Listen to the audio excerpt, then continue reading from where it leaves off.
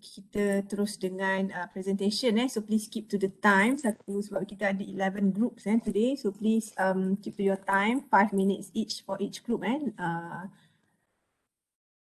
minutes pun consider lama lah just to present your assets and liability portion of your chosen banks Okay, let me share kejap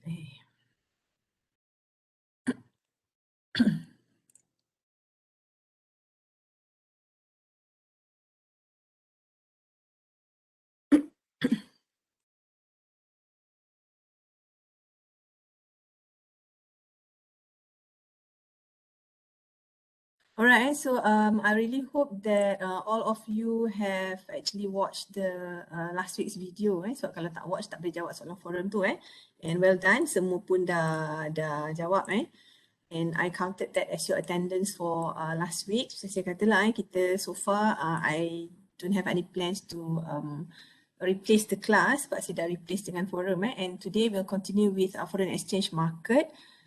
So topik money market ni kalau tengok memang agak panjang so we have two parts whereby we completed the money market part and a bit on foreign exchange the introduction in last week's lecture. So for today kita continue sikit je lagi. Right, so again when we talk about foreign exchange market, we're talking about buying and selling currencies, buying and selling currencies of the world, which means any currencies that can be traded. Okay, and then this is the difference between money market and also foreign exchange market, whereby when we talk about money market, they are actually assets traded in domestic currency, which for example in Ringgit Malaysia, and price quoted in terms of interest rate, and the participants mostly are locals. But for foreign exchange market, the assets are actually traded in foreign currency, for example, USD, Great Britain pound, and the price quoted is actually in terms of exchange rate, RM versus USD and so forth. And the participants are locals and also foreigners, and it can be also imported, exported, and also forex dealer. So when we talk about foreign currency, we're talking about foreign exchange or the price of one currency in terms of another currency. Okay, so again, when we talk about foreign exchange market, this is actually buying and selling of the currencies of the world, and including purchases by importers to pay their imports and sale of ringgit by exporters arising from receipt of export proceeds. And they are transacted using network or telex, call it Reuters direct direct screen. And it is a 24-hour market. We cannot control the time because you know, dekat Malaysia contoh sekarang pagi tapi dekat UK contohnya masih lagi malam, tidur lagi kan. So the market is actually 24-hour market. Alright, when we talk about participants of foreign exchange market, right, so for this one you have to take out one by one. So kita ada number one, we have commercial banks.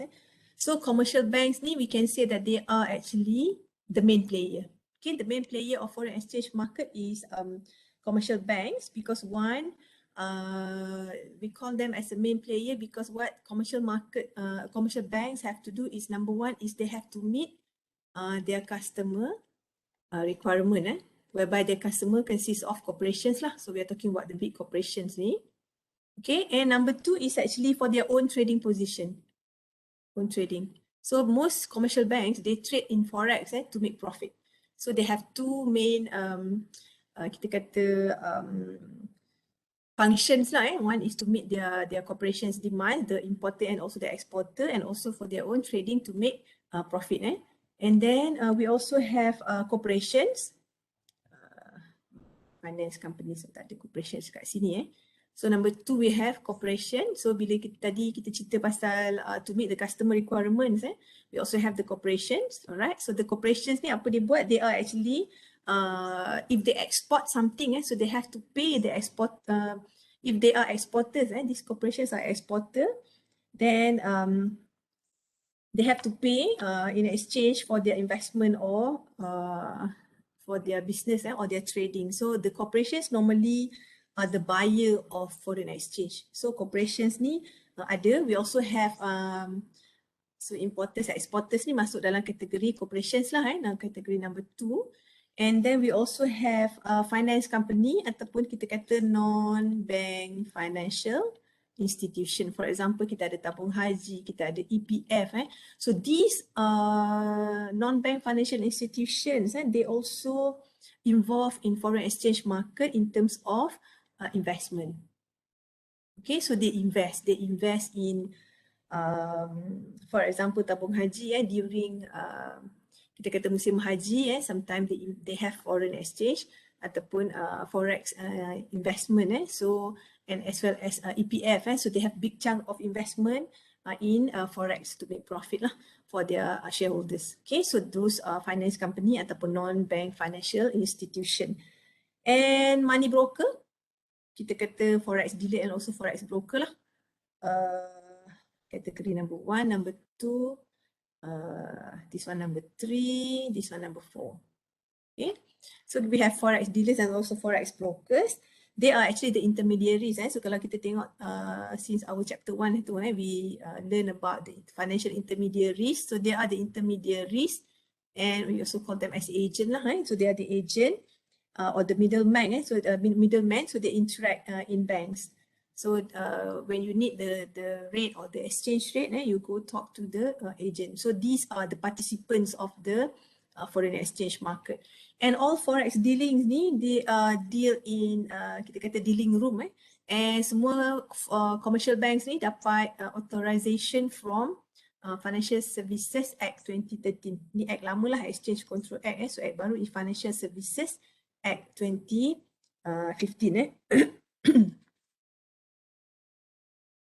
So in this case, tadi kita tengok participants, participants of forex market. We have commercial banks, corporations, finance company or non-bank financial institution, and we also have forex dealer or brokers.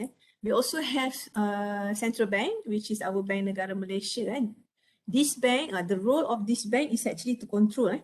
Nama pun Bank Negara kan. So basically the function of BNM is actually to monitor, to intervene, nak jaga ringgit and also to manage. Right? So what Bank Negara would do, they have to ensure that ringgit Malaysia ni tak ada fluctuate sangat. So they really have to control. For example, if the demand for ringgit is very low kan, so nanti tengok the rate is fluctuating very bad. So Bank Negara will interfere and they have to make sure that ringgit ni tak fluctuate sangat lah. Dia nak ringgit ni stable. Okay, that's the function of our BNMS, because bila the exchange rate ni dia float, exchange rate system ni dia float. So kalau lah tak ada or the deviation ni will result in the bank implementing the monetary policy to bring the currencies back to desired level. So we can say that sometimes this bank interfere or intervene in terms of if they're looking at ringgit Malaysia not stable, what the Bank Negara will do is they will buy a lot of foreign currencies and keep as reserve to make sure that ringgit kembali stable lah. So this is the role of our Bank Negara.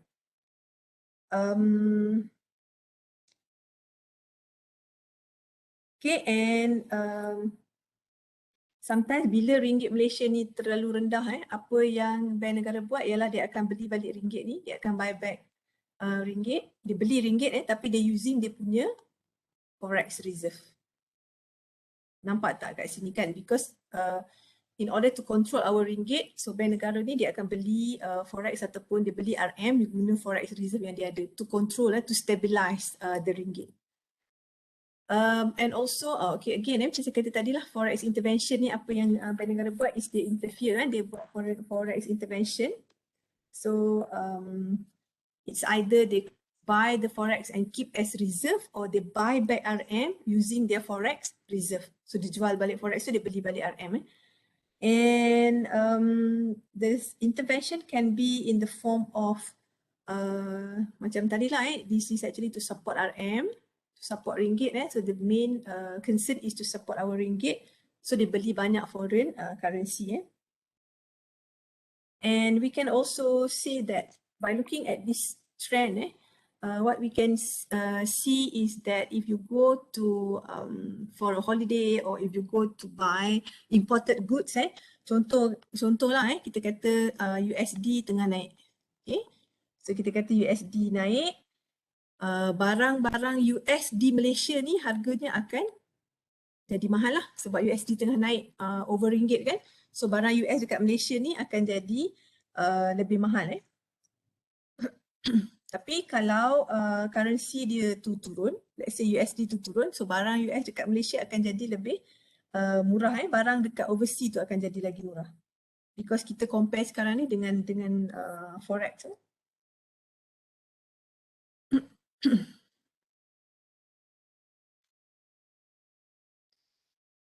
Okay, factors affecting foreign exchange rate. So first of all, of course, demand and supply. Sebab tadi again, when we talk about looking at the definition of forex market ni, these are actually buying and selling of currencies.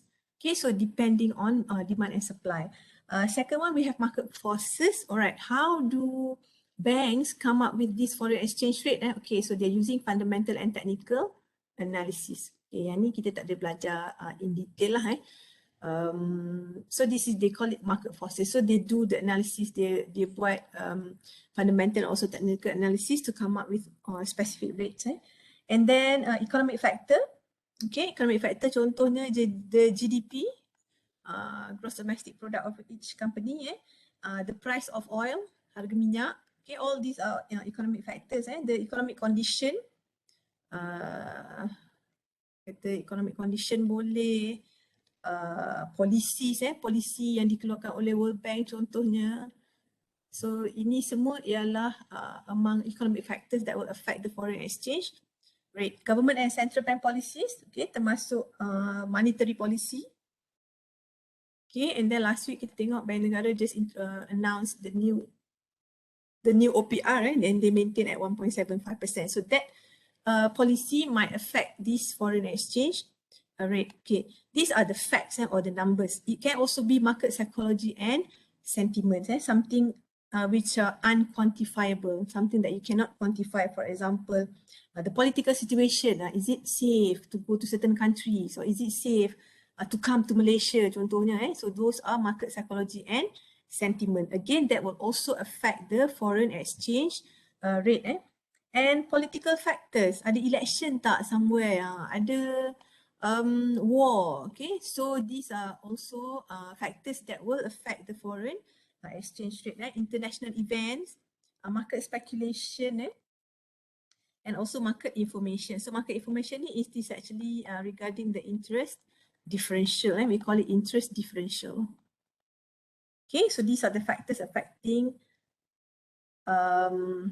the foreign exchange rate. So basically we can say that any good news ni will make the currency stronger. Okay, bad news will make the currency weaker lah. Okay.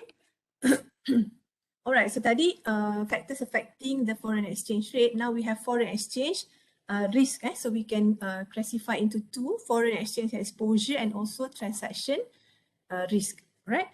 So in this case, so we have 1, 2, 3, 4. The exposure risk for foreign exchange. First of all is transaction. Saya terus pergi dekat sini lah. Alright, so the transaction exposure risk ataupun business exposure risk ni, here we're talking about exchange rate itself. So for example, when a company has a commitment to pay or receive a foreign currency immediately or at a future date. Contohnya, a company into an agreement, katakan okay, enter into agreement hari ni, beli barang nak bayar dalam masa 2 hari. Okay, so the rate tu dia dah agree pada hari ni. Okay, so but the movement in the exchange rate ni will result in either profit or loss. Let's say masa dia enter into agreement, okay, this is the rate. Tapi by the time dia nak bayar, katakanlah rate tu naik.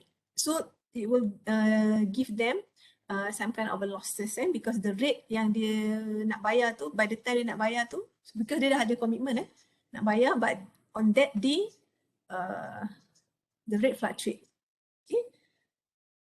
So this under transaction exposure risk, especially for a corporation lah. Tapi kita ada, kalau tengok dekat sini, dia ada spot and forward deliveries, ada dua benda dekat sini. spot and also forward. So later kita tengoklah what is the meaning of spot and forward rate and also spot and forward deliveries. Second one is translation. Tadi transaction. Transaction. Second one is translation. Untuk translation ni, this is especially for company yang dia ada office overseas. Office dia overseas dan dia punya balance sheet dia, asset and liability dia, statement of financial position dia denominated in foreign currencies. Okay, balance sheet dia bukan dalam RM, balance sheet dia dalam contohnya Swiss franc katakan.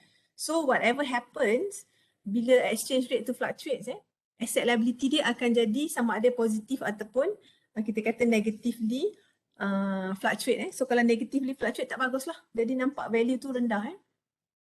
Because of the translation risk ataupun kita panggil sebagai accounting risk. Because we are talking about asset and liability, balance sheet dia. Next one is economic exposure risk. Okay, ini again when we look at this term economic exposure ni, it is more towards the company's cash flow, the foreign investment and also the earnings. So these items will suffer as a result of fluctuating foreign exchange currency rates. Especially when a company who has a business in importing goods from a country and sell it to another country. So for example here, import from China, sell to UK. Okay, so the currency involved China and British pound. Okay, Chinese yuan and British pound. So in this case, katakanlah Chinese yuan gain against UK pound. So nampak tak? Sekarang dia beli from China, katakanlah China punya currency naik tinggi daripada UK. So bila dia beli dah mahal, and then bila dia nak jual tu, dia kena jual mahal juga. So it will affect their operation. Okay, so this is economic exposure risk. And next one, we have trading exposure risk. For trading exposure risk ni, when an institution takes on a currency exposure with the intention of profiting it. Ada juga macam ni dia beli banyak-banyak certain currency just to make sure that bila harga tu turun dia boleh jual balik. So they are trying to make profit. Foreign exchange transaction risk, again kalau macam tadi based on the transaction tu, it's either price ataupun the exchange rate tu different, ataupun bila one party fail to honor its part ataupun fail to honor price yang dia janjikan tu pada on the specific date agreed. So let's say dah janji nak bayar dalam masa 2 hari at certain price tapi dia default, dia tak bayar. So that will result in dia kata settlement ataupun pre-settlement risk lah. Alright, because they fail to make the delivery of the agreed currency on the agreed price. So dia dah agree price, agreed currency, agreed time. Contohnya katakan lagi 2 hari tapi dia tak follow. Bila dia tak follow, this is the transaction risk-nya. Alright, so inilah the settlement and pre-settlement risk-nya, may default on the date ataupun may default before the delivery date. Alright, this is how we read foreign exchange quotation. Okay. So maybe you all biasa tengok juga kita dah tulis macam ni kan. So here kalau USD JPY ni is actually US dollar against Japanese yen. How to read this one? Katakan USD JPY ni 110. So it means that 1 US dollar is equivalent to 110 Japanese yen. Okay, this is how you read this. So USD JPY, it can be kalau macam ni USD MYR. So globally Malaysia ringgit is known as MYR. Kita tak guna RM lah. RM kita guna dalam Malaysia dia. So internationally ringgit Malaysia is quoted dengan code MYR. So here USD MYR 4.3420 means $1 USD is equivalent to RM 4.342 ringgit. Okay, rate ni ada dua buying and selling. Sekarang ni buying and selling ni, this is actually from the bank's perspective, not from the customer perspective. It is from the bank's perspective. Contohnya, Okay, again for USD ni, USD biasanya it is used as a centerpiece of kita kata centerpiece lah, centerpiece of forex. So normally people will quote, aku tanya okay berapa RM sekarang compared to USD. Okay, this is the price. Berapa Singapore dollar compared to USD. So kita guna USD as centerpiece of forex untuk kita tengok the rate. Alright, so again for this quotation ni, USD MYR, let's say 4.3510/4.3520. Yang depan ni ialah buy punya figure, yang belakang ni ialah sell punya figure from the bank's perspective. In this case, dia punya ni lari sikit lah. Nanti awak tak faham pula tengok kenapa dia jadi macam tu. Okay, right. So here, 4.350 ni maksudnya bank buy. Saya ada USD, saya pergi ke bank, saya nak ambil Malaysia ringgit. Saya pergi ke bank, saya jual USD saya, maknanya bank akan beli USD saya. So dia akan bagi saya rate ni. Okay, boleh faham the meaning of buy and sell from the bank's perspective. Saya, bank beli USD. Saya customer, saya jual USD saya. This is the rate kalau bank jual. Okay, tadi bank beli sekarang bank jual. Sekarang saya nak USD. Saya nak beli USD customer wants to buy USD, bank will sell USD. This is the price that I have to pay. Lagi tinggi lah. Mahal sikit daripada bank buy Alright, contoh syarikat ABC buying USD 1 million. Right, remember tadi kita tengok participants of forex ni, kita kata corporations ni is normally the buyer of forex. Dia beli. Buying USD 1 million at the rate of USD MYR 4.3750. So sini ialah harga bank jual, bank sell. Okay, bank sell at this one lah. Ni harga sell bank sell at 4.375 million. ABC ni beli USD 1 million, bank jual pada harga 4.375. Normally bank ni akan, sebab ni bank kita kata ni bank kat Malaysia so bank ni akan debit account syarikat ni 4.375 million. Okay, dia akan debit dalam RM lah, debit account dalam Malaysian ringgit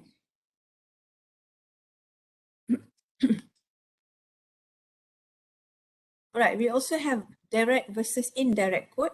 Okay, tadi kita tengok kat sini, saya tulis macam ni USD JPY, USD MYR. Itu ialah direct quote. Direct quote means domestic currency ni is the quoted currency. Duduk kat belakang quoted currency is the domestic currency.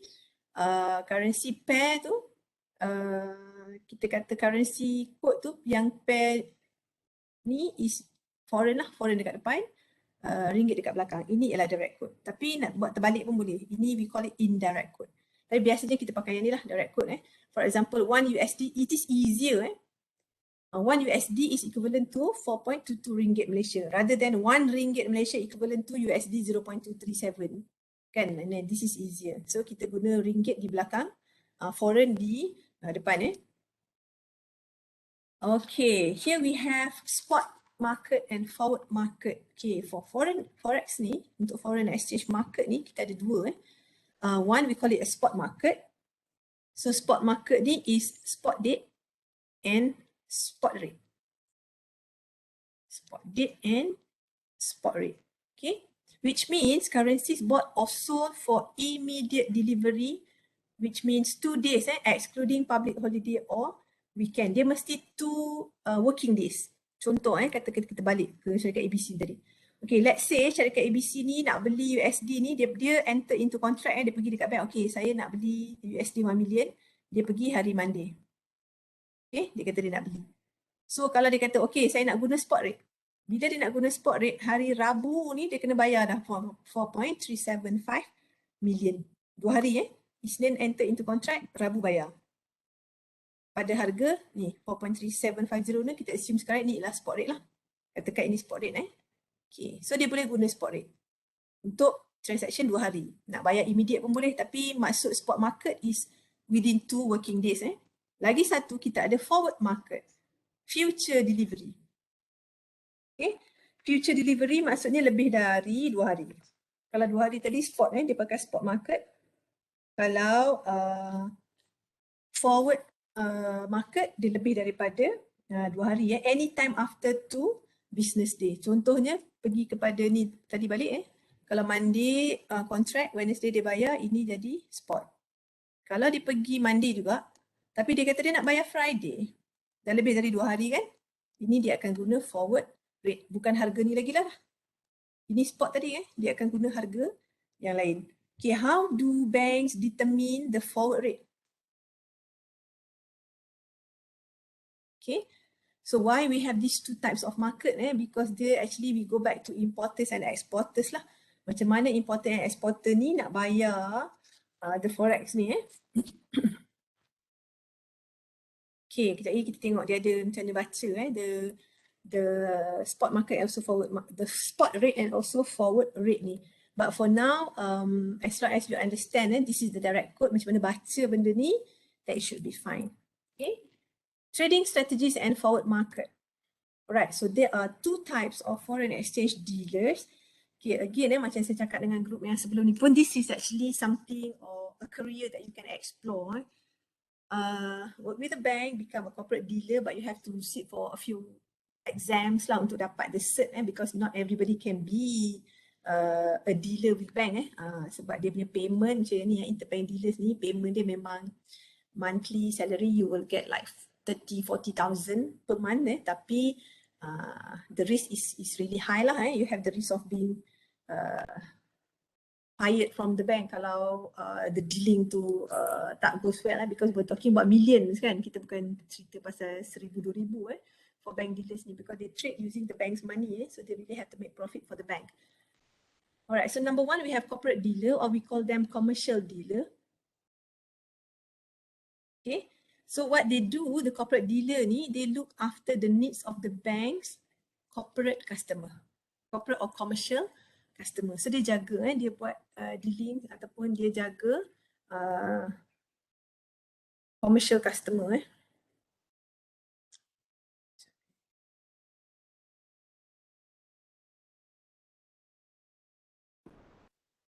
Alright, second one we have interbank dealers. Okay, ini tadi dia deal dengan corporate company. Interbank dealer ni dia deals and trade on behalf of the bank. So dealer of the bank bank punya dealer trade dengan RHB punya dealer. They are the specialist. Ini saya kata tadi antara career path that you can explore. So if you are really interested in becoming a dealer, then you can tengok nanti macam mana. So for nanti kita ada satu topik kita akan saya tak sure saya bagi tahu dekat you all ke bagi tahu dekat group yang lagi satu I will call up I think maybe 2 of the banker untuk datang and buat the sharing session with us and they can explain especially about the dealing dekat to explain the dealing room what happened in the dealing room. So these interbank dealers, they are the specialists who speculates currencies. Dia bukan speculate suka-suka they speculate based on their analysis Dia buat analysis. So the analysis ni based on tadi yang kita tengok kat depan lah, fundamental and also technical analysis. Alright, cara dia speculate macam speculate harga saham jugalah, but here we're talking about forex So contohnya based on this analysis katakanlah based on this analysis ni, so the trader ataupun the dealer ni anticipates that USD, okay, based on the trend dia kata USD is moving upward. Okay, in the near future, based on the analysis dia rasa nanti dalam masa sebulan USD akan naik. Apa dia buat ialah dia akan beli USD tu sekarang. They buy the USD sekarang and tunggulah sebab dia punya forecasting is harga USD akan naik, dia beli sekarang. Sekarang tengah murah dia beli lagi sebab harga tu akan naik. So kalau dia anticipate harga tu akan turun nanti ataupun akan naik lagi, so depends lah dia akan buy ataupun sell. So in this case dia anticipate harga USD akan naik, dia buy now ataupun dia ada USD dengan dia tapi dia anticipate harga USD tu akan turun, so dia akan sell. So this is what they do. So we're talking about millions of forex amount bukan sikit-sikit lah. Alright, we also have the jobber or scalper. Banyak term pakai kalau tadi ini untuk bank lah. Interbank tadi ada 2 satu corporate dealer, dia deal dengan corporate je, satu lagi interbank dealer, dia dealer bank with bank. So dalam interbank dealer ni, okay, interbank trader ni kita ada pula lagi other terms. So satu kita ada jobber or scalper. They are the short term trader. Okay, dia small profit pun tak apa. Dia short term je, intraday. Beli pagi jual petang. Beli pagi jual malam. Dia tak simpan forex dia. Dan dia punya profit ni datang from a lot of volume. Dia tak beli sikit-sikit lah, dia beli banyak-banyak. Beli ataupun jual banyak-banyak. So we call them the risk taker. So dia are the risk taker. Dia beli sekejap je, intraday je. And they need a lot of trading tools lah. So they have to learn. Kita tak ada belajar details lah. The trading tools ni apa yang dia guna, what type of analysis that they have. Dia duduk depan komputer. Okay, so they are trying to make a small profit based on their analysis lah. And they are the short-term traders. Next one kita ada positioner. Positioner ni a day trader, longer time, lama sikit. Bigger profit margin. Yang tadi tu very short time. Yang ni positioner ni dia bigger profit margin dan dia take longer time to view the market. Okay, and one of the strategy that have been used by this dealer is actually stop loss strategy. Stop loss ni dia ada set certain amount or certain currency. Let's say dia kata okay, kita boleh 4.3420. Okay, this is the stop loss dia kata. Okay, kita punya USD ni RM kita tak boleh lebih dari 4.3420. Bila currency tu naik ataupun turun sampai kat sini, dia dah stop. Dia takkan trade dah. So that dia tak nak loss yang lebih rendah daripada certain amount. So based on their research juga, they set the certain amount ataupun the certain rate. So again tadi when we talk about interbank traders ni, ingat interbank trader ni dia work for the bank. So profit pun bukan untuk dia, profit untuk bank. Sebab tu kerja dia agak risky lah because they make research, they do research and they try to make profit for the bank.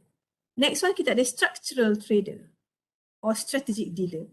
Ni long term position higher risk juga. Profits and loss can be substantial. So dia lama lah, it can be day end ataupun simpan satu hari ataupun simpan sampai esok lah. So this is the trader, kita kata long position. Long ni lama lah, long term. Short position tu macam tadi kita tengok lah, short term je.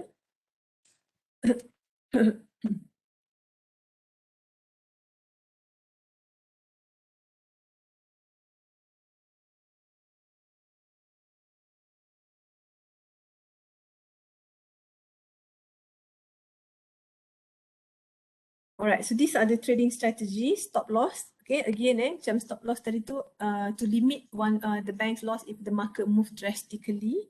Take profit, the strategy is to take profit ataupun tadi nak stop loss dan tak nak pergi below certain amount, or the strategy can be to take profit and it can be both. Take profit comes stop loss order. Want to take profit at the same time, nak stop any losses because here kalau take profit ni dia dah sampai meet the target profit, dia dah stop dah. Dia dah boleh jual dah, dia tak ada nak tamak ke nak apa dia dah meet the target profit ni.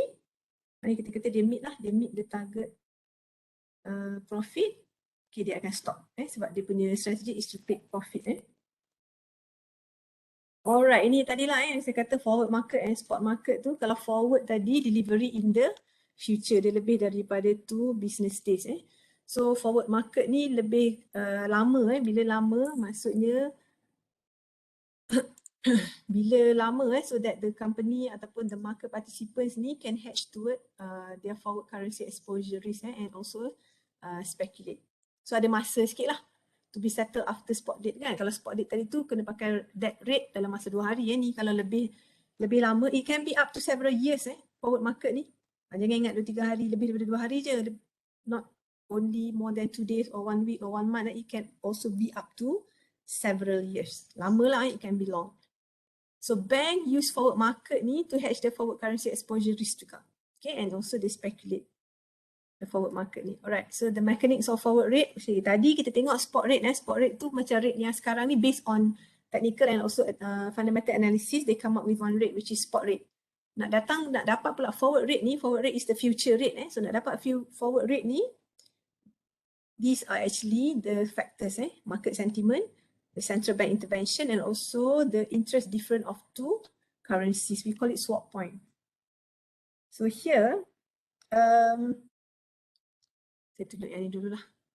Okay. How do banks or commercial banks come up with forward rate? Forward rate ni datang dengan kita start with spot rate. Spot rate ni readily available sebab spot rate kan sekarang dan tambah ataupun tolak dengan forward swap points.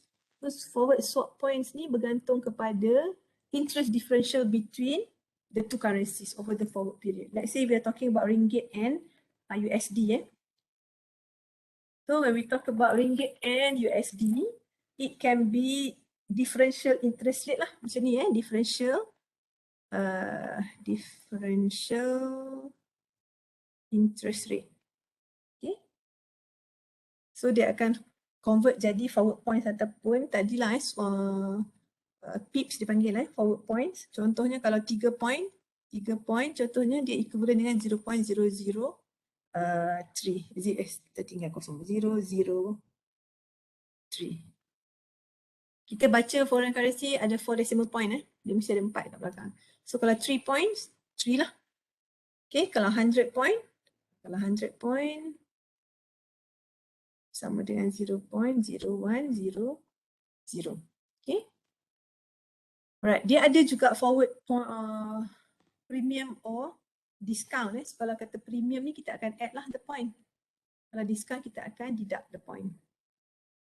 Okay, saya tunjuk terus contoh dekat sini. Katakanlah this is the illustration of forward rate. Macam mana kita nak come up dengan forward rate? Remember we start with spot rate. Bila baca macam ni, depan ni ialah untuk buy, belakang ni ialah untuk sell. Okay, dia ada slash Maksud 60 kat sini ialah kalau kita nak tulis panjang dia akan jadi 4.5550 slash 4.5560. Nampak? Ni 60 kat belakang kan? So 2 digit kat depan ni sama. So nak baca benda ni dalam bentuk yang panjang is 4.5550 slash 4. Salah ni sekejap. Terkurang point 4.5560. Okay. Tapi kita buang yang depan ni sebab dia sama je. Kita ambil 60 je. Okay. For example in this case, spot rate ialah 4.5550 slash 60 ni. And forward points for 1 week is a premium of 510. Okay. 510 ni maksudnya dekat depan ni you kena tambah 5 point. Dekat belakang ni kena tambah 10 points. Okay. Ni buying rate Yang ni lah. 4.5560 contohnya 10 point kan plus 0.0010 sebab dia 10 points so jadilah 4.5570 lagi dalam masa 1 minggu rate dia akan jadi 4.5570.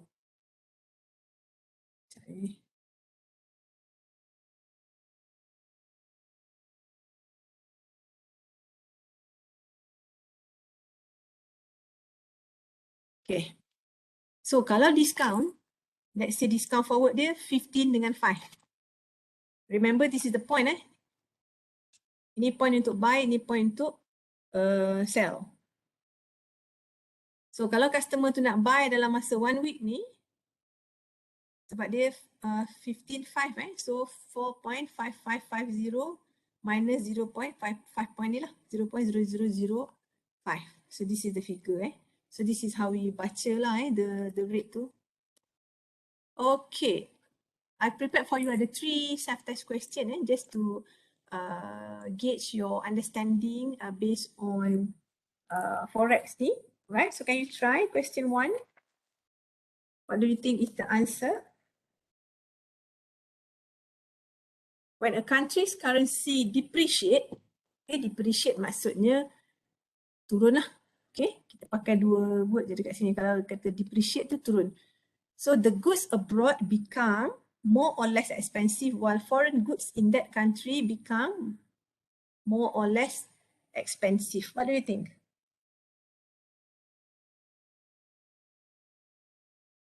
Kalau kita cerita pasal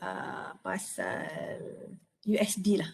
Contohnya katakanlah USD ni turun. Harga barang dekat USD jadi lebih mahal ke lebih murah? Murah. So what do you think is the answer?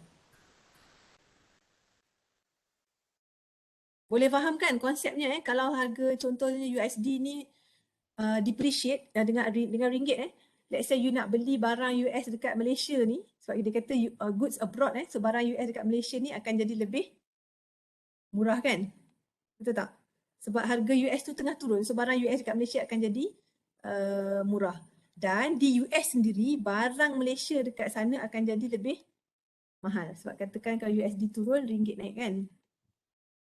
Boleh faham Boleh tak ni? Boleh. Boleh. Alright, okay, good. Number 2, if the US dollar appreciate relative to Swiss franc, sekarang USD naik, mana satu condition yang betul?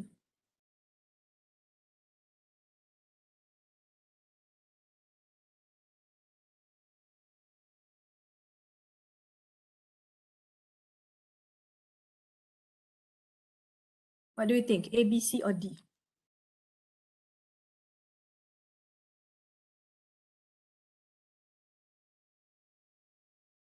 C. C, setuju? Setuju.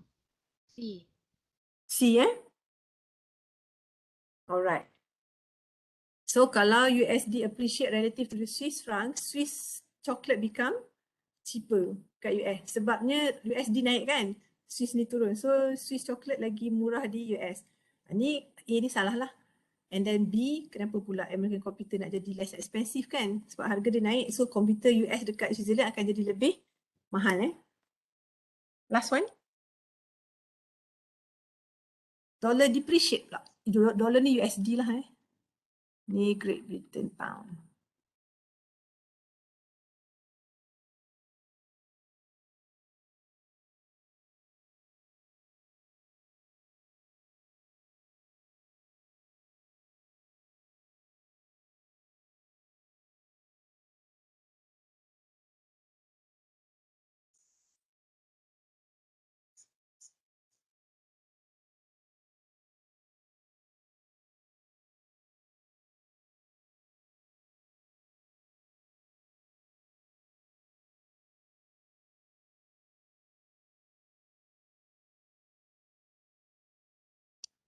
C. C alright. So jawapan dia C jugalah. British dish will become more expensive in the United States.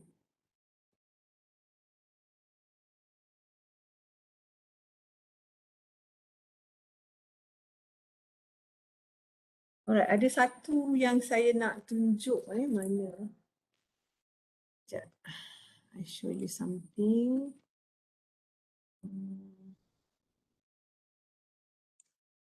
Ini dalam ikut.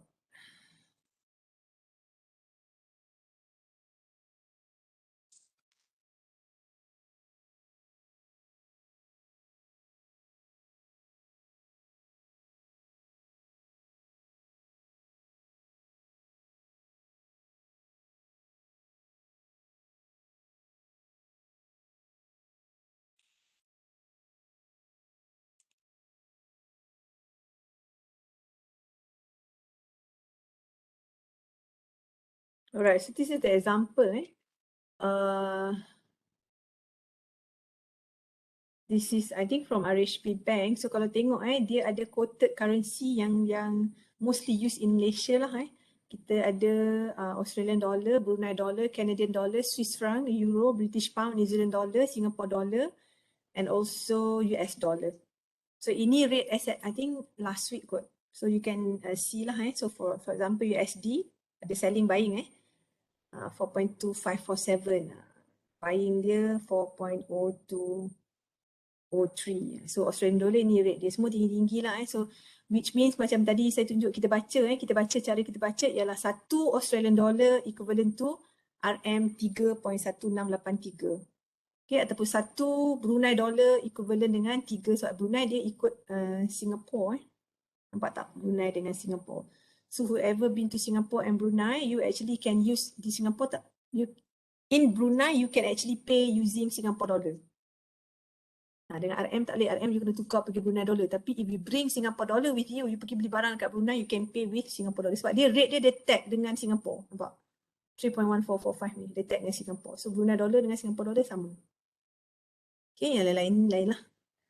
Euro 4.9 okay juga lah. British pound tinggi 5.7. So 1 British pound sama dengan 5.7 ringgit Malaysia. So this will help you lah, especially when you're going for a holiday, nak beli tiket ke apa ke kan. So this will help you.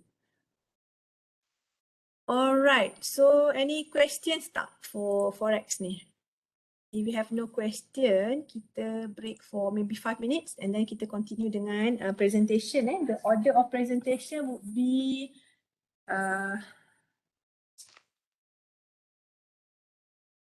saya ikut the flow yang you all tulis hari tu group 1 sampai 11 tu kita start with Bank of China. Alright, so let's have 5 minutes break and then kita terus start dengan Bank of China lah. We are ready to present. Not more than 5 minutes, okay?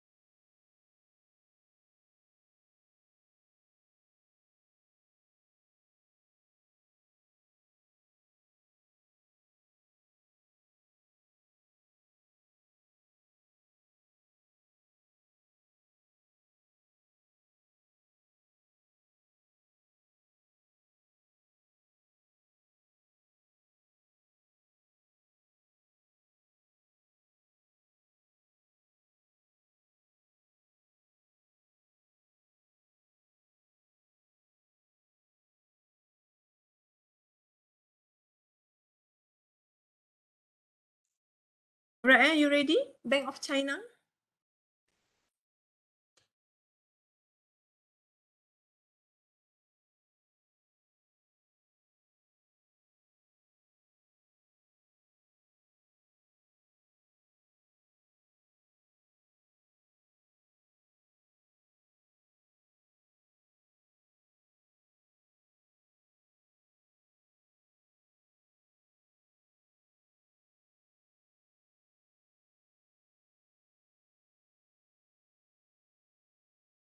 Mana, where's the group member for Bank of China? Nurul Ain and Rohaida Najah. Yes, Doktor. Okay.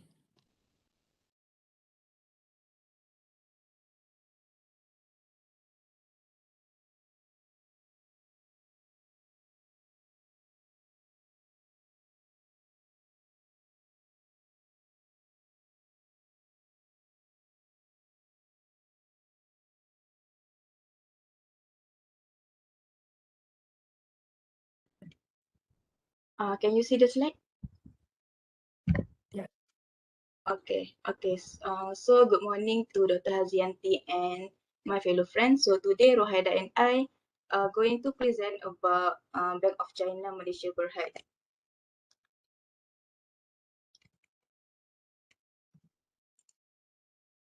Okay, so Bank of China is one of the biggest state-owned commercial banks in China. It was founded in 1912, the second oldest bank in mainland China that's still in existence.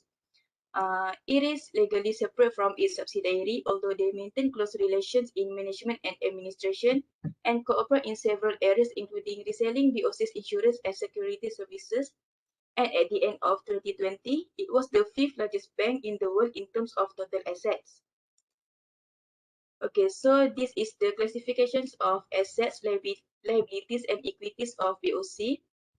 Okay, so as you can see here, items that contributes the most to assets is loans and advances, where it contributes 61.87% to asset. Meanwhile, for liability, the biggest contributor is deposit from customers, where it contributes 61.99%. And for equity, reserve contributes more than share capital, where the reserve contributes 54.8% to equity.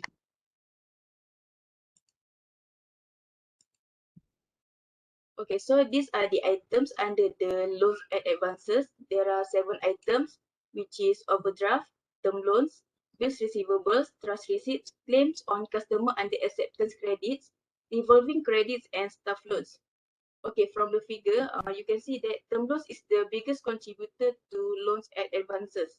It contributes 67.9 to 28%, which equivalent to 5,850,364,000 ringgit Malaysia. And there are 3 items under term loans, which is housing loans, syndicated term loans, and other term loans.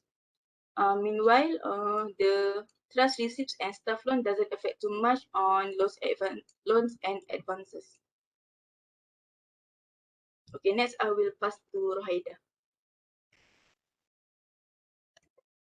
Okay, hello everyone. My name is Rohaida Najah binti Abdul Rahman and I will explain about liabilities and equities. Alright, this is the financial position of liabilities. As you guys can see, I have highlighted deposits from customer because it has the highest amount in liabilities, which is 62% compared to the others. Okay, another table shows the details in deposits from customers. There are 3 types of customers, which are business enterprises, individuals, and others. Okay, as you guys can see from the pie chart, the majority of the deposits from customers is individuals, which contribute 44.58% in 2020. Meanwhile, others contribute the least in deposits from customers, which is 24.07%. Okay, on the other hand, business enterprises contribute 31.35% in 2020. Okay, what kind of deposits that customer use? There are 4 types, which are demand deposits, saving deposits, fixed deposits, and negotiable instrument of deposits. Okay, move to equities. From the table above, Reserves contribute the most in equities, which is 54.81% compared to share capital. Okay, extra information for everyone. Reserve is profits that have been appropriated for a particular purpose. Sometimes kita guna reserves ni untuk purchase fixed asset, to pay debt,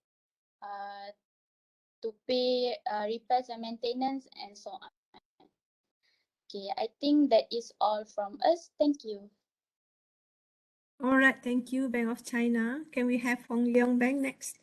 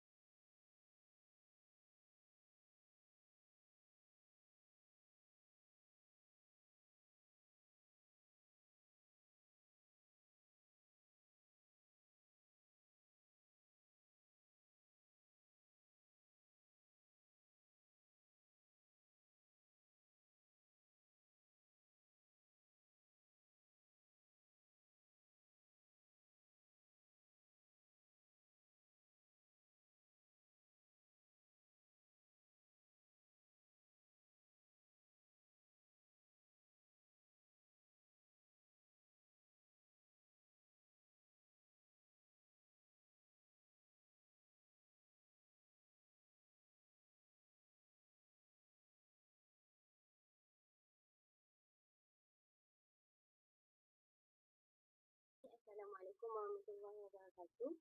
Our group is Hong Leong Bank Berhad. My name is Nur Amira Alifah binti Badrul Hisham and my partner's name Nur Alina Dalila binti Zaman.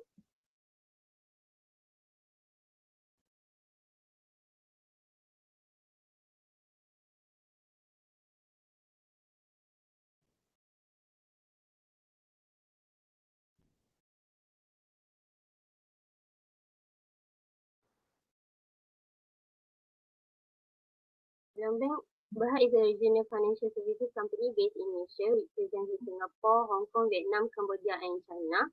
Leong Bank is listed on Bursa Malaysia and is a part of the Hong Leong Group.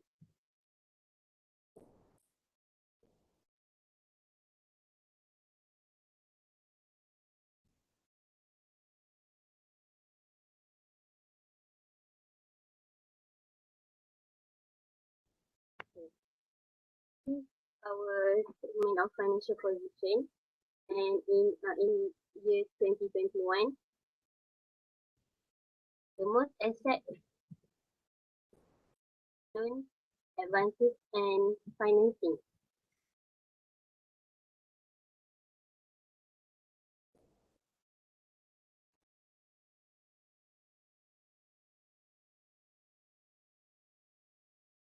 Can you hear my voice? Hello? Yeah, dengar, but quite slow.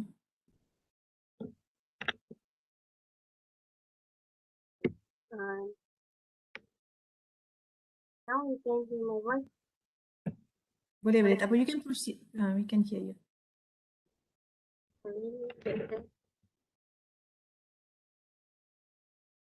Okay, this is our pie chart, and the loans, advances and financing contributes the most to the assets of Hong Leong Bank Group.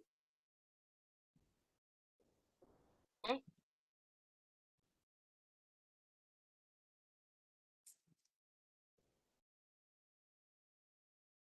Next is the liability.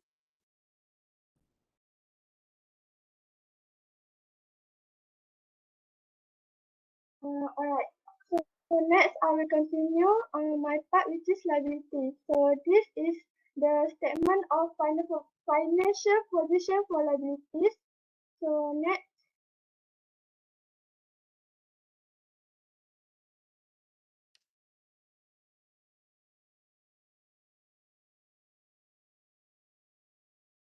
alright, so this are the item of liabilities for the Hong Leong Bank Berhad, which is they have 12 of item of liabilities.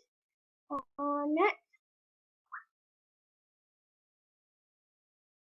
Alright, so these are the calculation for the item of the liabilities for the Hong Leong Bank Berhad. Alright, next.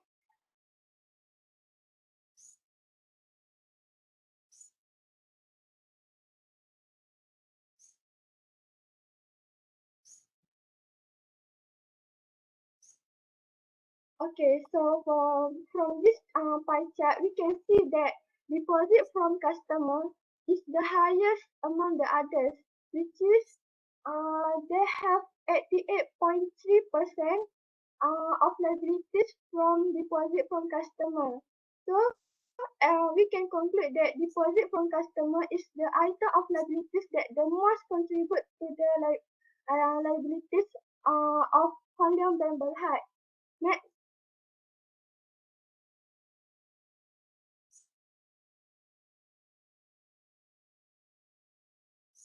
Next.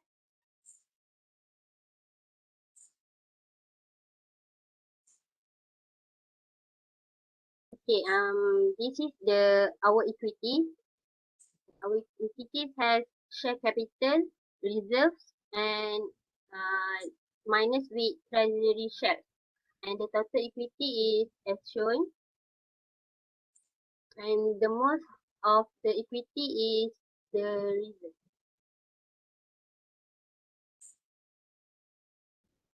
74.4% contribute to the most most equity contribute.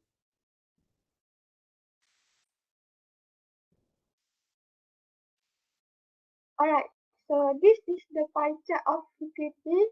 So we can see that that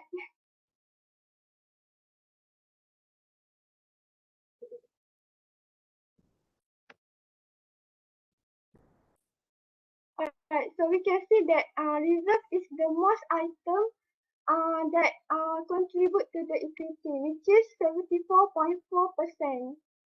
Okay, I think that's all from us. Thank you.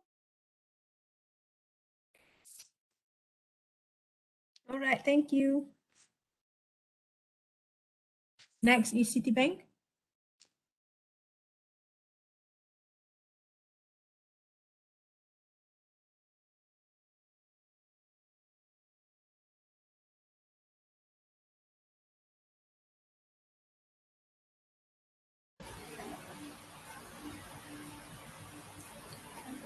Okay, Assalamualaikum and a very good morning to Dr. Hazianti and my fellow classmates. My name is Farhana Chua, while my partner is Suhela. Today we are going to present Citibank's statement of financial position as at 31st December 2020. Next. Okay, this slide shows the items on the asset side of the statement of financial position. So there are 10 items under asset, which are cash and short-term funds, deposit and placement with bank and other financial institution, securities purchase under resale agreements, investment securities, loans, advances and financing, other assets, statutory deposit with BNM, deferred tax asset, investment in subsidiaries, and plant and equipment. So the total asset here is amounted to 40622,950 million. Next. Okay, these are the items on the liability side of Citibank's SOFP.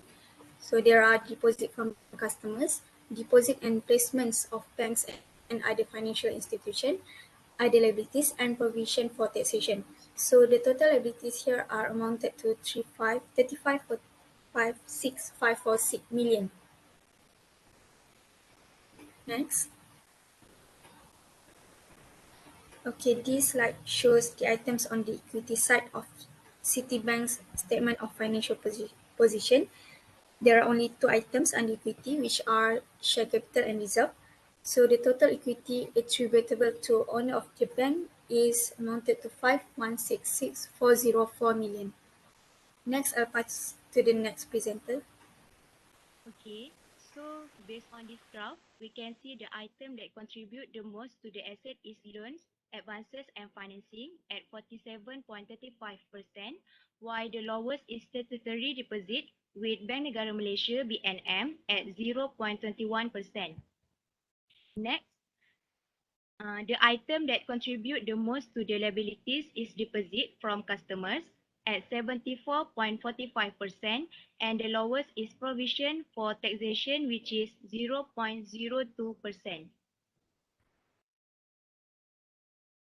The last one we can see the most to the equities is reserve at 90.3%.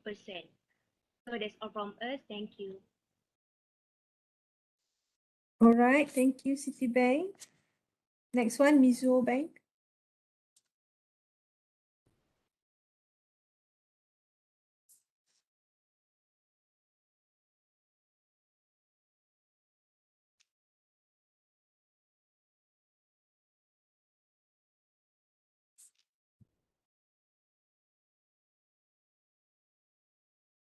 Assalamualaikum and a very good morning to Dr. Azanti and my fellow classmates. Today, our group will present about the statement of financial position for the Mizuho Bank Malaysia Berhad.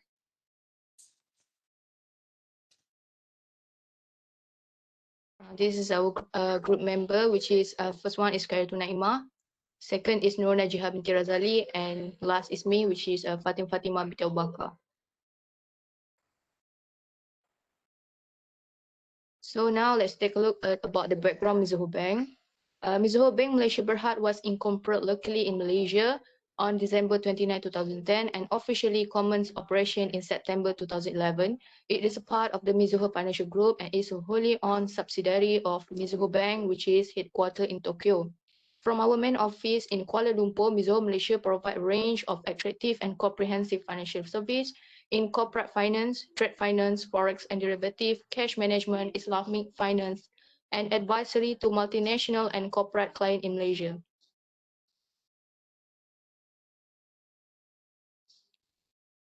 This is our statement of financial position for Mizuho Bank. We focusing on March 2021. Next, I will pass to Nur Najihah to continue to present.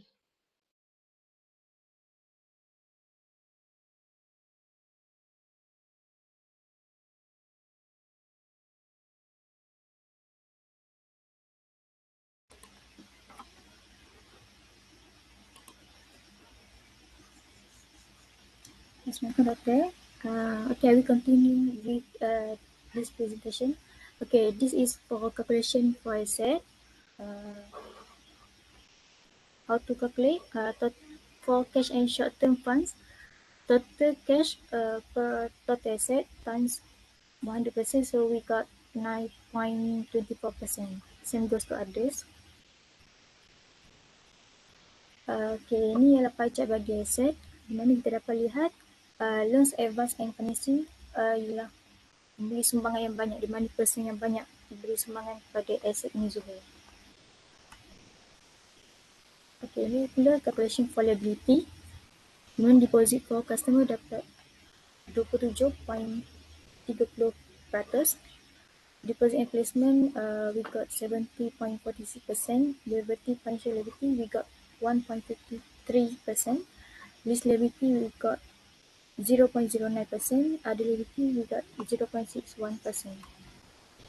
So we can see that deposit and placement from financial institution constitute more to liabilities Mizuho Bank. And this calculation for equity, which is share capital, got 79.2%, reserve we got 20.68%.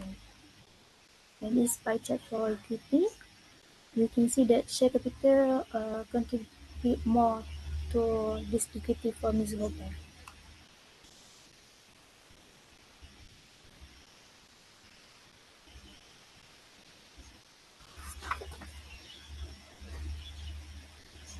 So for overall from the presentation just now, we can conclude that asset Loan, advance, and financing contribute the most to the asset.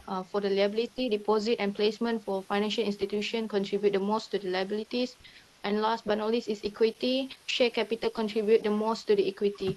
That's all from us. Thank you. All right, thank you. Next is M-Bank. Okay, Assalamualaikum Doktor. But before that, we would like to apologize to Doktor sebab grup kami tukar bank daripada M-Bank kepada BNP Paribas disebabkan grup lagi satu tu, grup yang lagi satu dia ada buat M-Bank juga. So kami nak mengelakkan ada sama kat situ. Is it alright, Alright, Doktor? so BNP no problem. Okay, thank you, Doctor. So we will continue the presentation. Okay, Assalamualaikum warahmatullahi wabarakatuh and very good morning to Professor Madya Dr. Hazianti binti Abdul Halim and my friends. My name is Nurizati binti Ishaq and my other member's name is Nur Adli Natasha binti Zakaria. Today we are going to present about statement of financial position as at 31st December 2020 of BNP Paribas Malaysia Berhad. Okay, next. Next. Okay, thank you.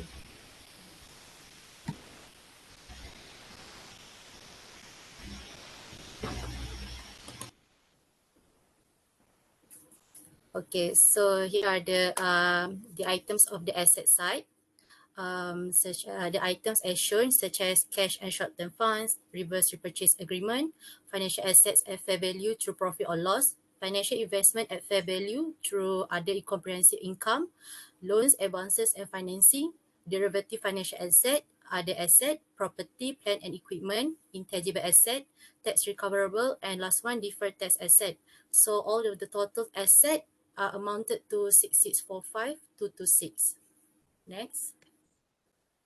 Next, the allocation of liability side. The items are shown such as deposit from customer, deposit and placement of bank and other financial institution, repurchase agreement, derivative financial liabilities, and last one, other liabilities. So the total amounted of total liabilities are 5764761. The last one is equity side.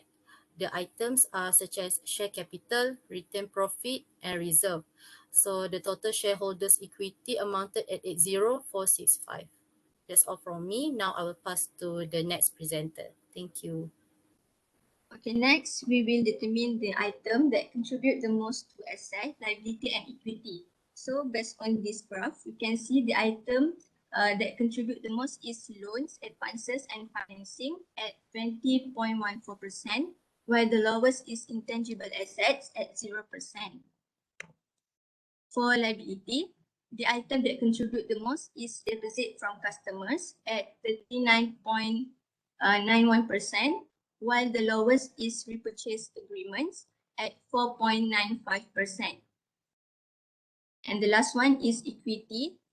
From this pie chart, we can see the most item contribute is share capital at 73.8%, while the lowest is reserve at 0.7%.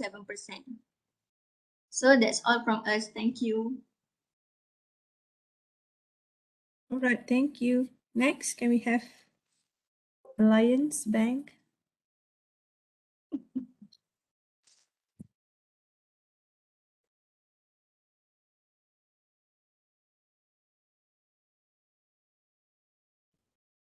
Assalamualaikum warahmatullahi wabarakatuh and a very good morning to Dr. Hazianti and my fellow friends. I represent group Alliance Bank Berhad will explain about the analysis of financial position of Alliance Bank Malaysia Berhad.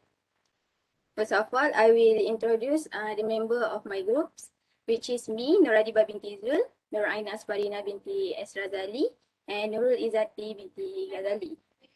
Next, I will explain a little bit about the background of Alliance Bank Malaysia Berhad.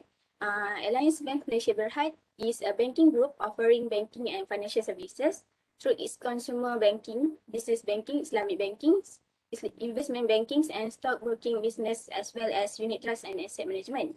Next, the banking group is involved in the provision of financial services through its principal subsidiaries, Alliance Bank Malaysia Berhad, Alliance Investment Bank Berhad, Alliance Investment Management Berhad, and Alliance Islamic Bank Berhad.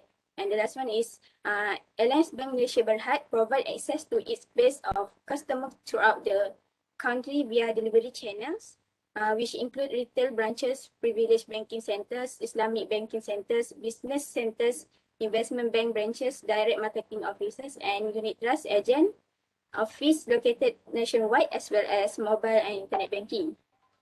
Kejap, you tak buat slideshow ni, masih lagi dekat page number 1 ni. Slide tak gerak.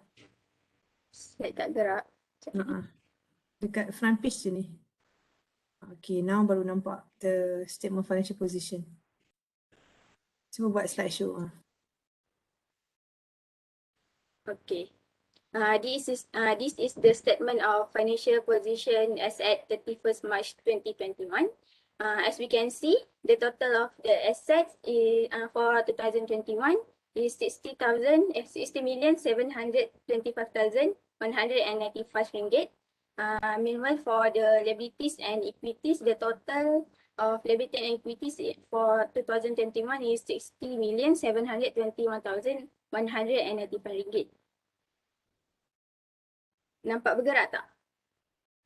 Ke dia ni? Now dekat statement lah. Masih dekat statement. On to calculation ke? Masih dekat statement. There. Okay, this is the calculation for item on the asset side. As we can see, the highest for the item in the asset side is loans, advance, and financing, which is 71.20%. Meanwhile, for the lowest is investment in joint venture. Next, this is the pie chart for asset item. We can conclude that loan, advance, and financing contribute the most of the assets, which is 71.20%. Meanwhile, the investment in joint venture contribute the least to the asset, which is 0.002%. Next, the calculation for item on the liability side. We can see deposit from customer is the highest contribute for the liabilities, which is 89.03%, and the list is provision for taxation 0.01%. This is the pie chart for the liabilities, the item on the liability side. And we can conclude that deposit from customer contribute the most to the liabilities. Meanwhile, provision for taxation contribute the least to the liability. And the last one is the calculation for item on the equity side, which is share capitals and reserve. This is the pie chart for equity items, and we can conclude that reserve contribute the most to the equities, which is 75.26%. Meanwhile, share capital contribute the least to the equity, which is 24.74%. That's all from me. Thank you. All right, thank you.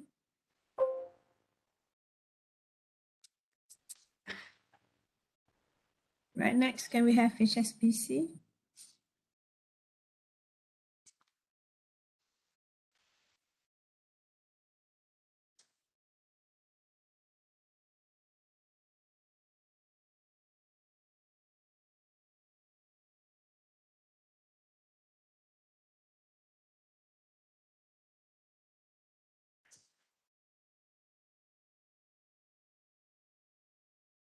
Hello, Tess. Boleh dengar tak? Hello? Boleh. Okay. Tepi pantai dia. Okay. Bisa. Boleh nampak slide? Okay, Assalamualaikum.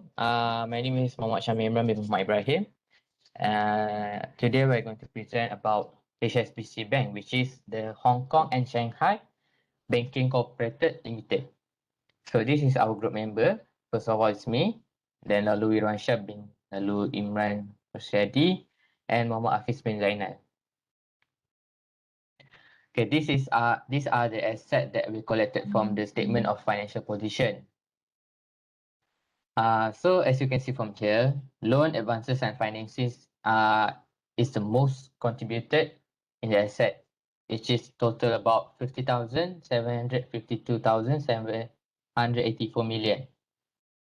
This is our calculation. So we calculated taking from the soft P, which is 12,000, and then we divide it by the total asset and times by 100, which you can get the percentage from the total asset. So this is our asset pie chart. So as you can see, the most contributed is loan, advances, and financing. Contributed about 58.8%. And the least is intangible assets, contributed about 0.03%. Okay, next, liability, I pass on to Lalu.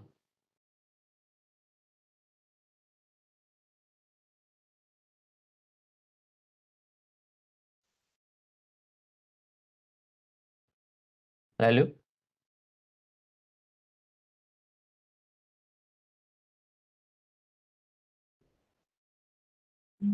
Mana? Ada ke?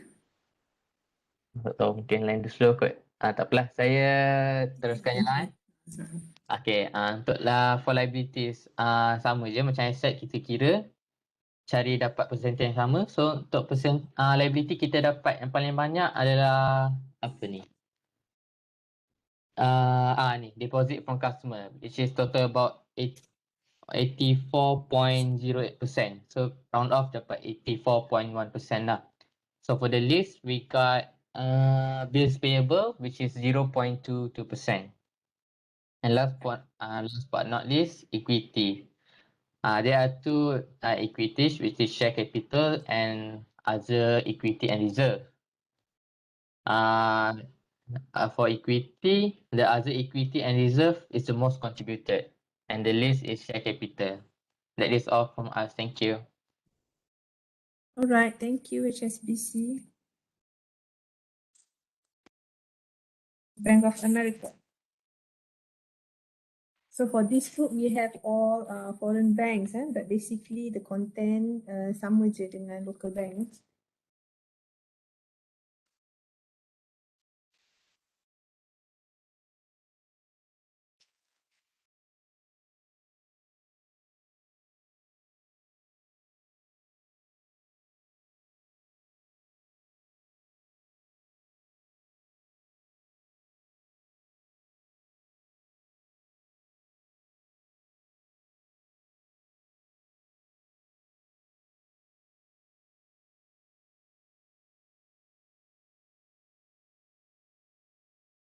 Mana orang ada slide je ni?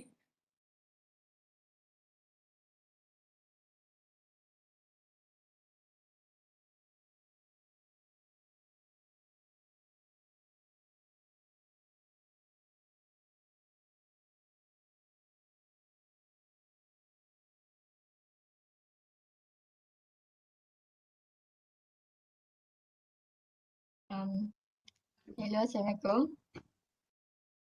Boleh dengar? Boleh. Okay, proceed. Okay. Assalamualaikum everyone. And Assalamualaikum to Dr. Hazianti. My name is Nasatu Ainimiti Sariman, and my groupmate is Ainina and Atika.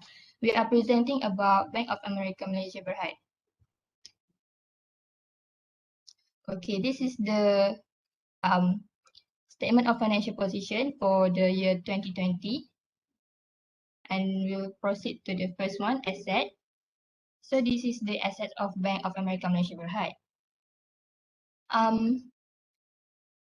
As you can see from the pie chart and the table, the cash and short-term funds has contributed the most to the asset with 47.94%, and the deferred tax asset has contributed the least to the assets with 0.03%. Next one is the liabilities. This is the liabilities of Bank of America Malaysia Berhad. Okay, there are 6 elements that contributed to liability for BAMB in 2020, which is deposit from customer, deposit and placement of bank and other financial institution, bill and acceptance payable, other liabilities and derivative liabilities and tax payable. The first item of the liability, which is deposit from customers, had recorded the highest value, which is RM 2,945,901 ringgit, or 71.18% from total liabilities. The tax payable contributed the lowest value of liabilities, which is only 973,000 or 0.02% of total liabilities. The next one is the equities. This is the equities for Bank of America Malaysia Berhad. There is only 2 items, which is share capital and reserves. Reserve contributes the highest percentage for shareholders fund, which is 83%, where the share capital contributes the lowest percentage for shareholders funds, which is 17%. That's all from our group. Thank you.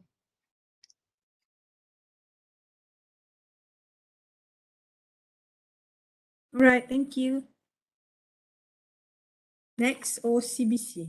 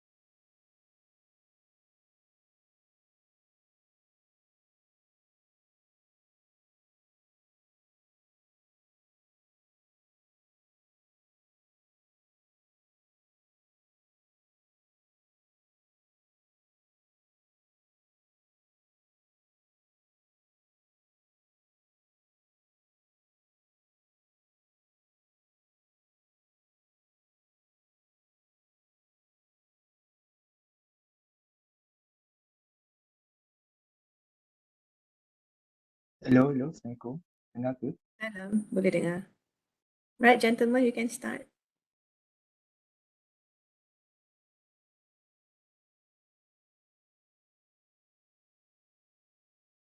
Hello.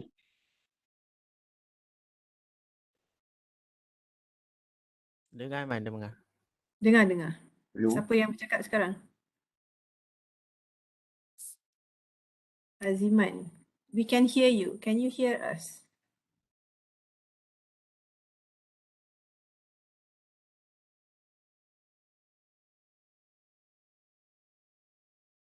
Hello. Dengar ke? Assalamualaikum. Dengar Man, dengar. Ke dia tak dengar kita ni?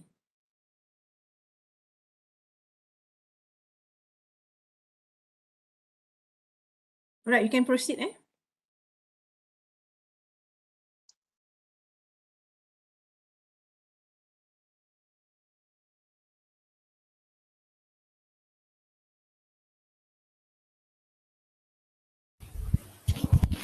I think environment have a connection. It's okay, but I will continue for behalf of Imran Gatu, and good morning to Doctor and to all my classmates.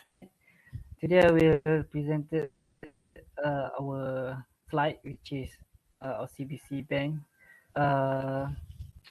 Okay, next slide.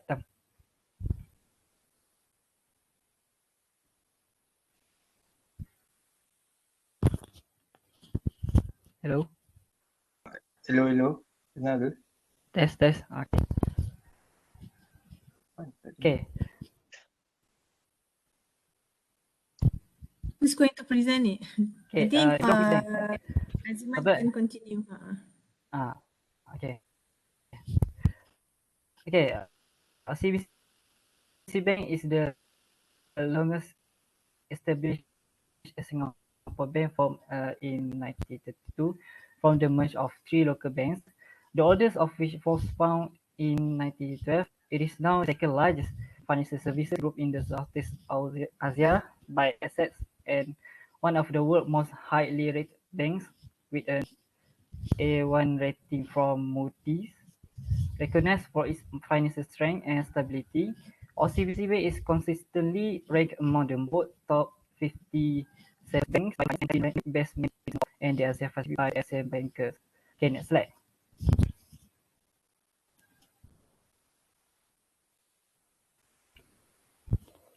Okay, so the next slide is the list of the asset item from the settlement of financial position. We take we take in the 2020 because it is the latest one that we can find. Okay, in the asset side, we got cash and cash equivalent, deposit and placement with banks and other financial institutions, financial assets at fair value through profit or loss, financial investment at fair value through other comprehensive income, loans, advance and financing, derivative financial assets, other assets, statutory deposit with Bank Negara Malaysia, property and equipment, right of use or what we call it ROU assets, tax recoverable assets. Okay. Next slide.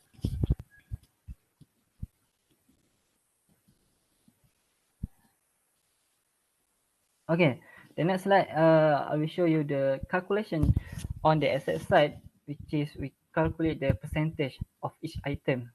Okay, the first column is the list of asset, and the second column is amount, and the third column is calculation of percentage. The formula is assets divided by total liability and times 100%. And that's all the percentage of each item on the asset side. Okay, proceed to the next slide. Okay, here we do some pie chart. So as you all can see, the loans, advance and financing are the biggest one there, and definitely the most contribute to the asset lah in the asset item. So that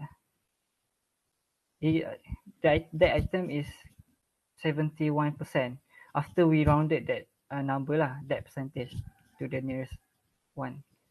Okay, I think that's all my part. I will pass on to the Adam. Good to you. Thank you, Zu. Can everyone hear me? Okay, next we go to liability Yes, and yes. equity item on SOFP. So the item that listed in liability are deposit from customer, deposit and placement of banks and other financial institution, bills and acceptance payable, recourse obligation on loans sold to Cagam Mas Berhad, derivative financial liabilities, other liabilities, tax payable zakat, subordinated bonds. On equity, we have two items, that is share capital and reserve. On the calculation of liabilities, we can see the highest item that contribute to the most liabilities are the deposit from customers. That is 87.27%, and the least is tax payable and zakat. That is 0.05%. As we can see, the liabilities in the pie chart, the main contribute to liabilities are the deposit from customers. Next, we go to calculation on equity. They only have two items on the equity, that is share capital and reserve. Reserve are the most contribute to equity side. That is total to 91%, 91.41%. So this is the equity on the pie chart. So we rounded to 91% and the reserve we rounded to 9%. Okay, I think that's all for me for my group. Thank you. Thank you, Doctor, and sorry for the inconvenience from our group. No problem. Thank you. Biasalah technical glitch kan. Saya kat rumah ni pun macam bunyi ada burung lah apalah. I think you all can hear bunyi macam. Alright, next we have MUFG.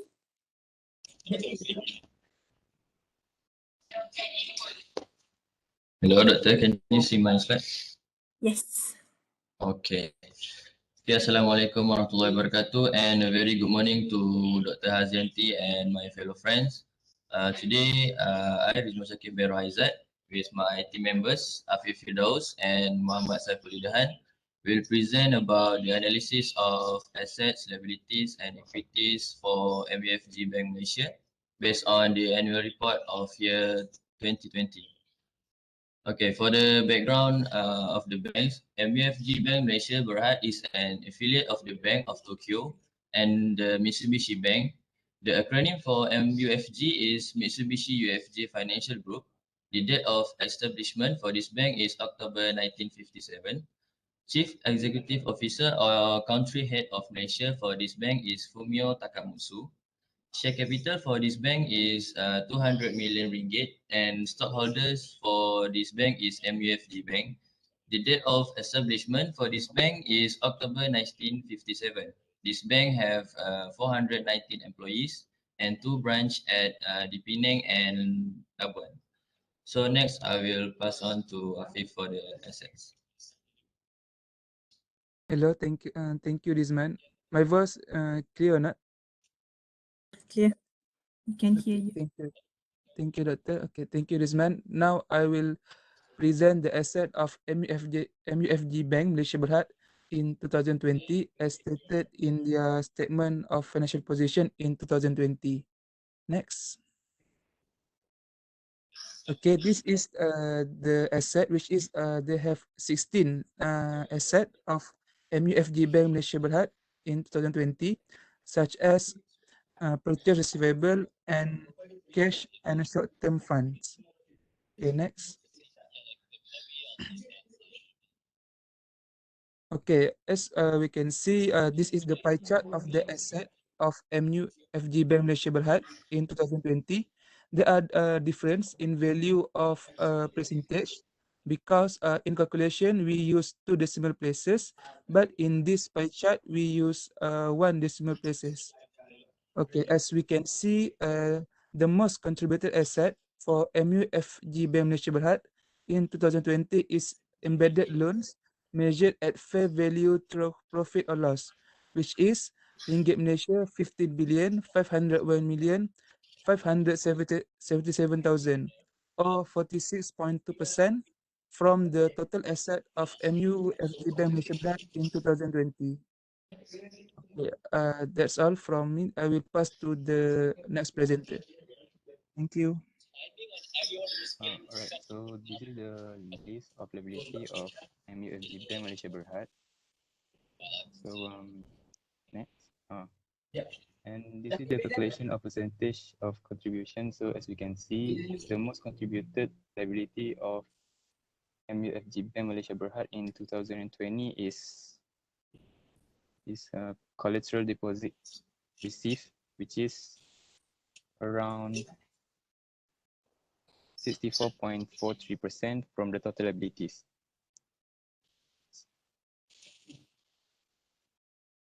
Next. And this is the list of equity from MUFG Bank Malaysia Berhad, sorry. Next. So the most contributed equity from this bank is the reserve with 93.92% from the total equity. That's all. Okay, from all the analysis of the assets, liabilities, and equities, we can conclude that most contributed asset is embedded loans measured at fair value through profit or loss, which is 155,015,077,000 or 45.91% from total assets for MUFG Malaysia Berhad in 2020. Most contributed liability is collateral deposits received, which is 19630,557,000 or 58.14%. And the most contributed equity for this bank is the reserve, with 9.16% from total liabilities and shareholders' funds. So that's all from our group. Thank you. All right, thank you. Last one.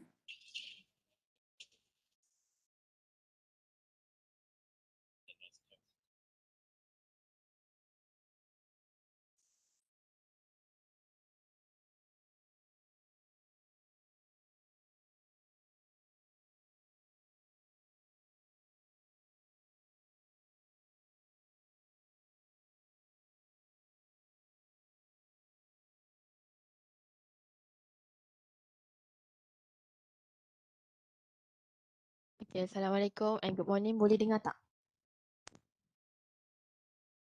Boleh. Can proceed. Okay. Okay. Assalamualaikum and very good morning to Dr. Hazanti and all my friends. Today, our group will be presenting the Affin Bank financial statement. Okay, next. So our group consists 3 people. Me, Kuratu Aini binti Muhammad Iskandar, Izzati Wahidah binti Abdul Razak, and me, Nur Fariana binti Muhammad Isa. Okay, next. Okay, I will roughly explain about the bank's background, which is Affin Bank. Next. Affin Bank is the financial holding company of Affin Islamic Bank Berhad, Affin Huang Investment Bank Berhad, Affin Money Broker Sdn Berhad, and AXA Affin Life Insurance Berhad. Okay, next. Affin Bank provides a suite of financial products and services that is catered to both retail and corporate customers. The target business segments are categorized under key business units such as community banking, enterprise banking, corporate banking, and treasury. Okay. And then we will look into the financial statement that contribute a lot to assets. This is the financial statement that from assets, and we can see the total asset for the bank in 2020 is 69,636,524 million ringgit. And next, the cash and short-term funds hold the biggest percentage in the asset, which is 65.42%. Okay, next. For equity and liability, next. As we can see, the total liability is 59899,428 million, and the total equity is 963706096, and the total liabilities and equity is 69,536,524 million. Next. And the deposits from customer hold the biggest percentage for the total liabilities. And next. Share capital hold the biggest value lah in the total equities, which is 4,902,300 million. Okay, that's it from us. Thank you.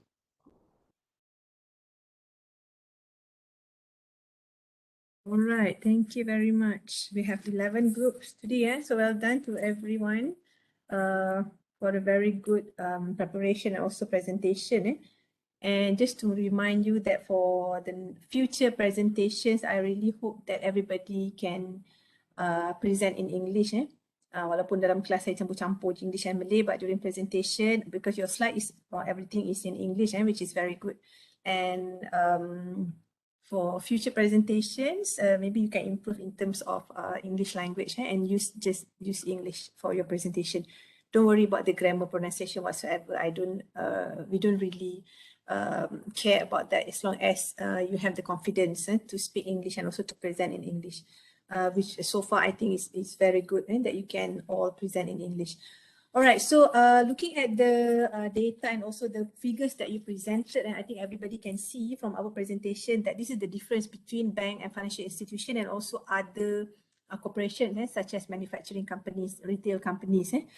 Because for example, if we are looking at manufacturing corporations, for example, they have a big chunk of the asset goes to property, plant and equipment, right, whereby they have all these machineries and equipment. But for banks, what we can see from the presentation, so we can summarize that the big chunks of assets for banks actually coming from loans, advances and also maybe term loans.